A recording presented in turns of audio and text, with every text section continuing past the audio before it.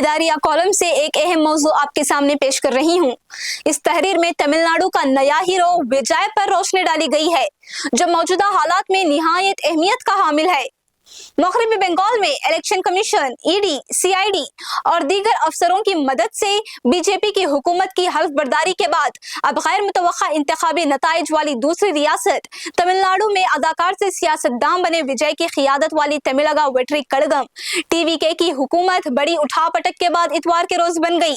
चेन्नई के Jawaharlal Nehru indoor stadium में मुनअक़िद तकरीब में विजय ने वजीर आला के ओहदे का हल्फ लेते ही रियासत में तकरीबन 6 दहाइयों से जारी दो बड़ी द्राविड़ी जमातों यानी डीएमके और एआईएडीएमके के बारी बारी इख्तिदार में आने का सिलसिला खत्म हो गया। हल्फ बर्दारी तकरीब के फौरन बाद विजय ने सीनियर अफसरान और उजरा की मौजूदगी में अहम सरकारी फाइलों पर दस्तखत किए, जो टीवीके के हुकूमत के फलाह व बहबूद और हुक्मरानी के एजेंडे का आगाज का इशारा था। अवाम से पहले खिताब में इन्होंने कहा कि सेक्युलर और समाज का मुनसिफाना दौर का आगाज हो चुका है, अब लोगों को इंसाफ मिलेगा। काबिल जिक्र है कि तमिलनाडु असेंबली इंतखाब में विजय की पार्टी को 108 सीटें मिली थी, जबकि हुकूमत बनाने के लिए 118 सीटों की जरूरत थी, जिसकी वजह से कई दिनों तक सियासी हलचल मची रही। कांग्रेस ने पहले ही हिमायत दे दी थी, इसके बाद दीगर पार्टियों ने भी विजय की हिमायत कर दी। इस वक्त विजय की पार्टी टीवीके, कांग्रेस के 5 अरकान असेंबली और सीपीआई, सीपीआईएम, वीसीके समेत आईयूएमएल के 2 अरकान असेंबली की हिमायत हासिल है। ये तमाम जमातें डीएमके की क़ियादत वाले सेक्युलर प्रोग्रेसिव अलायंस यानी एसपीए का हिस्सा बनकर इलेक्शन लड़ी थी। अदाकार से सियासतदान बने विजय ने अपनी बेहतरीन कारकर्दगी की वजह से तमिलनाडु में एक हीरो के तौर पर अपनी मौजूदगी का शानदार एहसास दिलाया। विजय का तेजी से उरूज किसी मौजिज़े से कम नहीं है। इन्होंने 2 साल कबल अपनी पार्टी बनाई और पहले ही कोशिश में इख्तिदार तक पहुंचे। इनकी जीत तमिलनाडु में फिल्मी सितारों के मुनफरिद जुनून को जाहिर करती है। इसमें कोई शक नहीं कि तमिलनाडु में सिनेमा और सियासत का खासा असर व रसूख है, जहां बहुत से मशहूर अदाकार फिल्मी स्क्रीन से इख्तिदार के गलियारों में मुंतकिल हुए हैं। रियासत में अदाकारों के सियासतदान बनने की रिवायत एमजी रामचंद्रन ने कायम की थी। इन्होंने 1972 में डीएमके से अलहदगी की इख्तियार कर ली। मारूफ फिल्मी अदाकार विजय इनके नक्शो कदम पर चल रहे हैं। एमजी रामचंद्रन के बाद कई फिल्मी सितारों ने तमिलनाडु की सियासत में कदम रखा, जिनमें जयललिता सबसे नुमाया है। अदाकार विजयकांत और कमल हसन ने भी नई पार्टियां बनाई, लेकिन वो नाकाम रहे।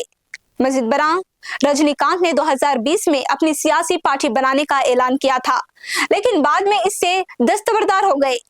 दरियासना अदाकार विजय की पार्टी टीवीके को वजूद में आए तकरीबन 2 साल ही हुए हैं और इसने अपने पहले ही इंतखाबात में रियासत में मरकजी धारे की दोनों जमातों को शिकस्त देकर जबरदस्त फतह हासिल की है। जिन फिल्मों ने विजय को बतौर अदाकार मकबूलियत दिलाई, इनमें ज्यादातर निजाम की पेचीदगियों और इसकी इस्लाहात पर तवज्जो मरकूज की गई है। ये देखना बाकी है कि विजय और इसका टीवीके तमिलनाडु की सियासत को डीएमके की हुक्मरानी और तरक्की की पॉलिसियों के बरअक्स क्या नई सिमत फ्राहम करेंगे। चीफ मिनिस्टर के तौर पर विजय के सियासी असरात का अंदाजा लगाना मुश्किल है, क्योंकि इनके पास कोई इंतजामी तजुर्बा नहीं है। इनकी हुकूमत मोदी और अमित शाह की सियासी दुश्मनी के दरमियान 5 जमातों की हिमायत पर इन्हिसार करेगी। इसलिए बतौर अदाकार इनकी मकबूलियत के बावजूद इनके लिए हुकूमत करना मुश्किल होगा।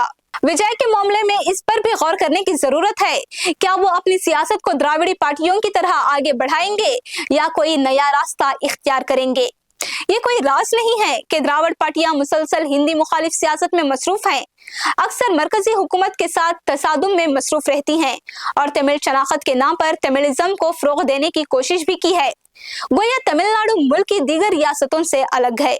फिलहाल ईसाई जोसेफ विजय और इसकी सियासी जमात के नजरिए को जानना मुश्किल है। दर हकीकत विजय के इर्द गिर्द बहुत से सवालात और बहुत से चैलेंजेस हैं। दोनों से इनका साबिका पड़ेगा। देखना है कि वो आने वाले दिनों में तमिलनाडु की सियासत को क्या रुख देते हैं। वैसे अपनी हुकूमत के पहले बड़े फैसलों में अवाम को तोहफा देते हुए 200 यूनिट मुफ्त बिजली और संगपन खुसूसी टास्क फोर्स के क़ियाम का ऐलान करके ये वाज़ेह कर दिया है कि अवाम का पैसा अवाम के लिए ही नहीं बल्कि हुकूमत अवाम की होगी।